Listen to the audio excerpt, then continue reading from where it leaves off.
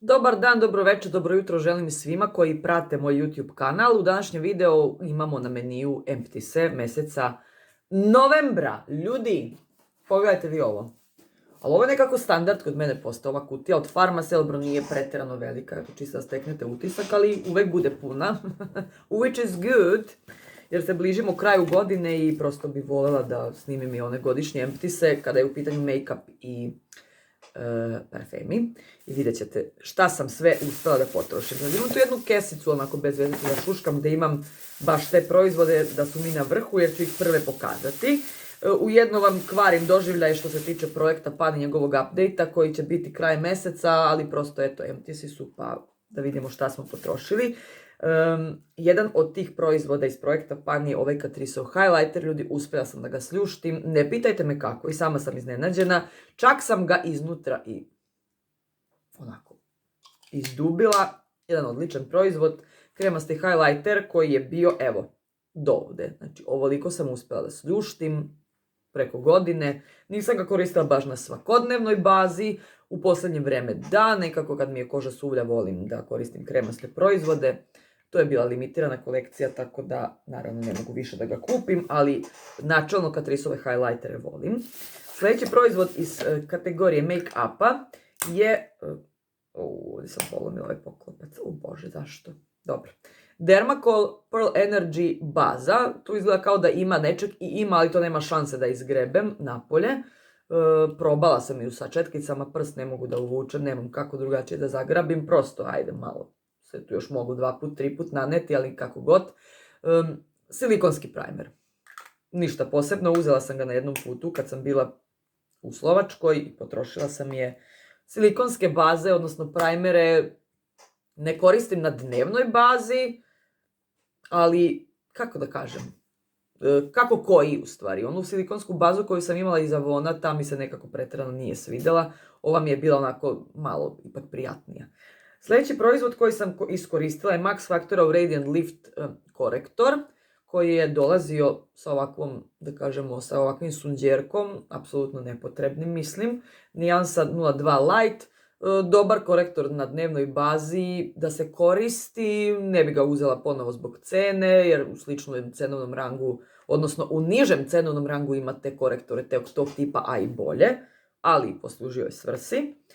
Dalje, to što sam potrošila je mini verzija MAC-ovog Prep and Prime, čuvenog fiksatora, odnosno to nije fiksator, to je više osveživač, koji nije bilo teško potrošiti, zapremi na 30 ml, to sam dobila uz neku kupovinu iz Meka. Nažalost, ove male ambalaže vam se ne računaju u tih 6 ambalaža koje kada potrošite odnesete u Mek pa vam daju zauzvrat neki poklon, ruž ili šta već, tako da ovo mogu eventualno da bacim i to je to. Ok, osveživač, ali nisam sigurna koliko je to vredno da se uzima u full size-u. Eto, barem ja nemam to iskustvo. Svaka čast onima što revuju kako je to otkrovenje života njihovog. Ne znam što da mislim o tome. I imamo još 2 proizvoda za šminkerajskih. Sjaj za usne, onako obojeni sjaj za usne od Tarta, isto je mini verzija, onako baš sam ga izgrebala, skinula sam stoper, ovo mi se polomilo tu.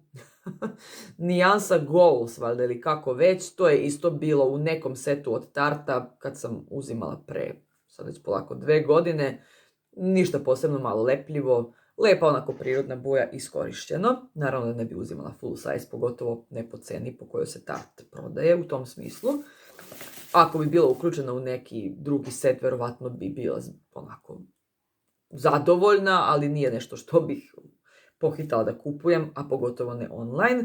I nešto što bacam, jer sve onako stoji mi tu, pa kao bacit ću tek u decembru kad budem pravila godišnje empty se, ali već me nervira, onako stoji mi ispred mene kad se šminkam. Probala sam da koristim kao rumenilo, ali odustala sam pošto sam shvatila da je to najveća glupost koju mogu da uradim. U pitanju je Pharmacijev ruž i to je u suštini jedini ruž koji mi se iz cele moje kolekcije, koja je by the way ogromna i sve sam prošla, sve sam pomirila, sve sam isprobavala, jedni koji se pokvario.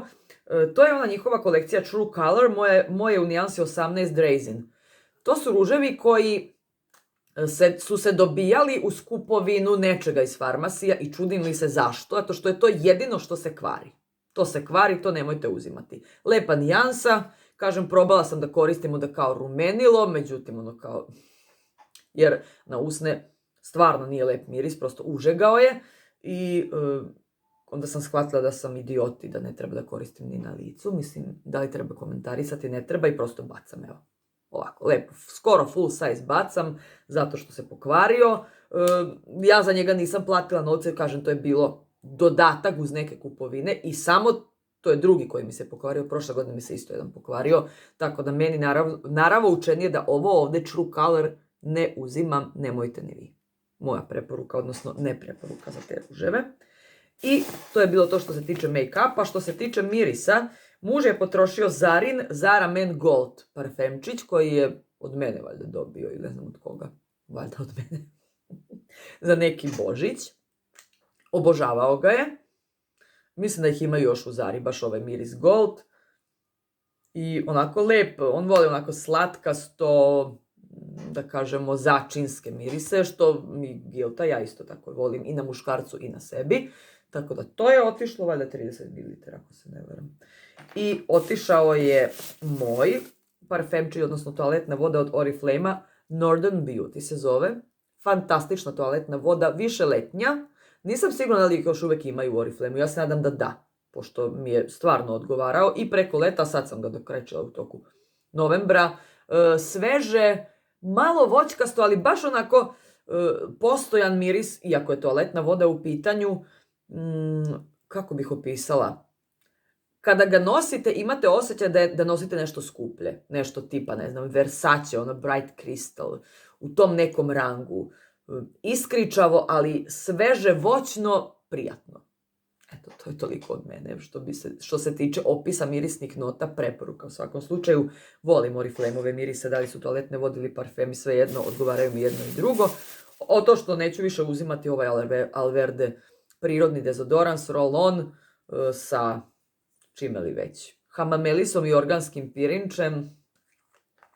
Nažalost, eto, meni to posao nije radio, dosta se bilo brzo i potrošilo, jer eto, kad sam već krenula da koristim, iskoristila sam u danima kada se ne znojite puno, ne znam da li nešto radi, meni, kako da kažem, x puta mi se desilo s oproštenjem da ga nanesem, da se ne znojim puno, prosto već je hladno, nemam gde da se toliko sad znojim, ali da sam se s oproštenjem usmrdela, tako da sigurno ove dezodoranse više ne bi uzimala. Imam još jedan stik koji koristim, isto sam uzela po preporuci, ne znam koje naše youtuberke.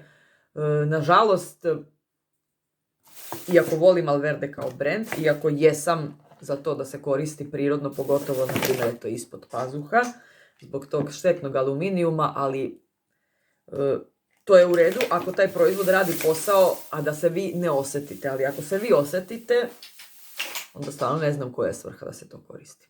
Nažalost. To je to što se tiče šminke i parfema. Idemo dalje. Sad prvo ćemo nešto random, jeli, ne znam koja po redu. Palet Schwarzkopf Intensive Color Cream. Ova mi je bolja od onih natural prirodnih, ne ispire se tako brzo. Broj, u stvari C1 plavo-crna, uzet ću je ponovo, naravno pogotovo kad bude bilo na popustu.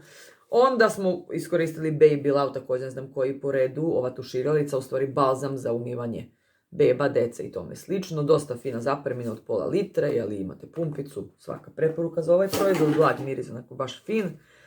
Što se tiče neke opšte, da kažemo, nege ili tuširanja ili čega god, potrošila sam jedan Afroditin peeling Zen Rituals sa rižev peeling za telo, Rice Body Scrub, fantastičan miris, lep proizvod, odličan, super, ali to je meni skupo, prosto.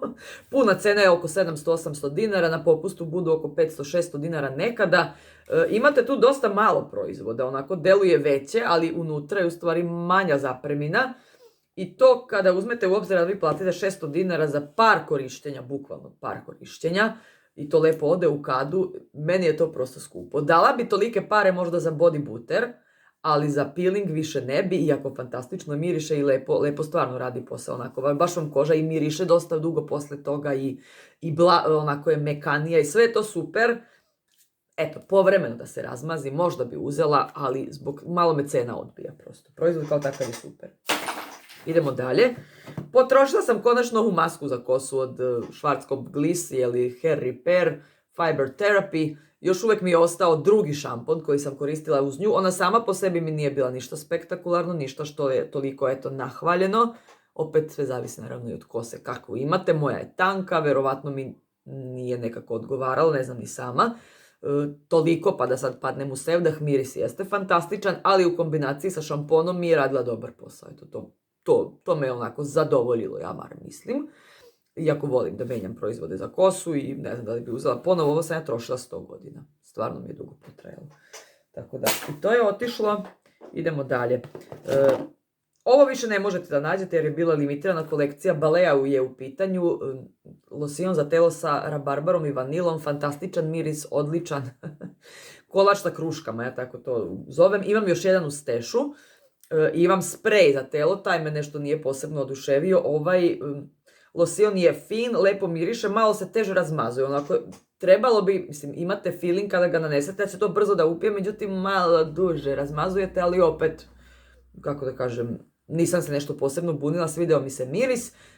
Možete da nabavite sličnu mirisnu notu sada u Baleji, u DM-u, također je Balea u pitanju. Juicy nešto se zove, Juicy Vanilla ili tako nekako. Ali dosta, mislim, s obzirom na to da se radi o Baleji, malo je jača cena, ono tipa 370 dinara. I navodno to nanesete, pa ako miriše na jedan način, pa kao preko dana trljate kožu, pa miriše malo drugačije. Nisam isprobala, nisam sigurna da ću uzeti. Nekada možda na nekom popustu to drugo, a ovo više neću nabaviti, mislim, ne mogu da nabavim. Imam još jednu stešu, taj ću potrošiti. Idemo dalje. Ovo sam potrošila konačno. Oriflame Winter Wood Cedar Oil, krema za stopala. Ja ove proizvode nemam naviku da koristim, jer kada legnem u krevet ja sam kaput i retko kada se setim još da mažem stopala, ali ovo sam potrošila čisto da bi potrošila. Mislim da je to izašlo iz asortimana Oriflame-a, uzeli smo na nekim popustima i konačno je gotovo. By the way, verovatno i ne bi uzela i da ima u prodaji, zato što je to proizvod koji, ja imam osjećaj da vam onako sedi na koži, da u stvari ne upija ta koža, nego onako bude površinski, malo kao zagladi, kao silikonski i da ne radi baš posao koji bi trebalo, znači da onako unutar tog stopala malo napravi onu mekoću. Nisam sigurna kako da vam opišem. Prosto kao da je samo površinski silikon koji malo, da kažem, zagladi površinu, što ne znam da li je uopšte nekome potrebno u ovom životu.